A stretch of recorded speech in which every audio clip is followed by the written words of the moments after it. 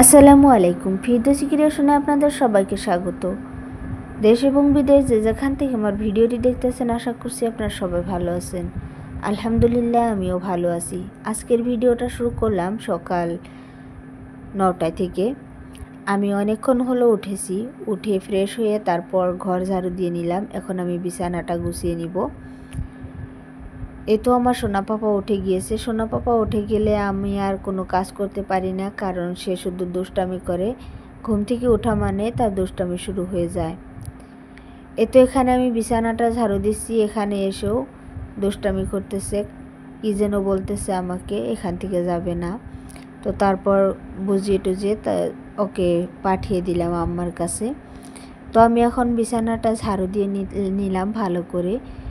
বিছানা ঝাড়ু না দিলে মনে হয় কোনো কাজই করা হয় না।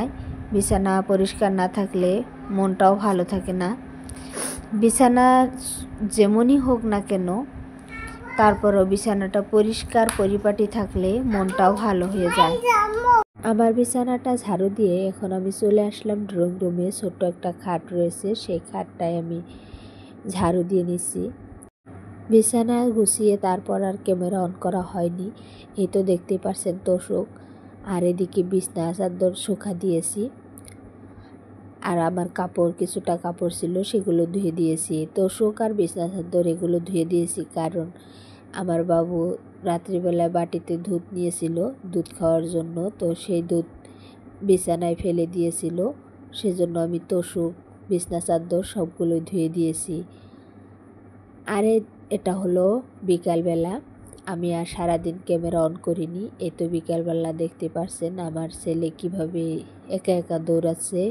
মনে হচ্ছে ও কত বড় হয়ে গেছে, একা একাই যাচ্ছে। আমি পিছন পিছন যাচ্ছে মূলত গাড়ির জন্য। দোকানে গিয়ে আর আমি ক্যামেরা অন করিনি। এই তো দেখতেই পাচ্ছেন, এদিকে রুলার বলে, রুলার নিয়ে আসছে।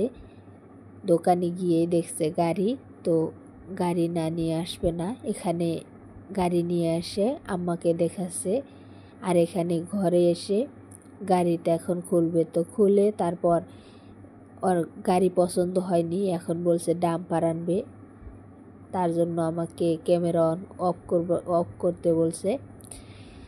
তো তারপরে ডাম্পার আনা হয়নি আর কি। ডাম্পার গিয়েছিলাম দোকানে ডাম্পার আনার জন্য, তো ডাম্পারটা আমার পছন্দ হয়নি, সেজন্য ভাবলাম এই গাড়িটাই নিয়ে যাও। তো অনেক বুঝিয়ে সুঝিয়ে তারপরে আমি রোলারটা নিয়ে আসছি আবারও।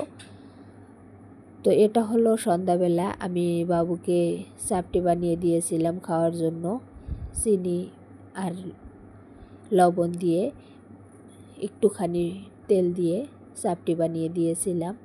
বেশি দেইনি, বাচ্চা মানুষ, বেশি তেল দিলে স্বাস্থ্যের ক্ষতি হবে। তারপর আমরা এখানে রুটি বানিয়েছি রাত্রেবেলা খাওয়ার জন্য।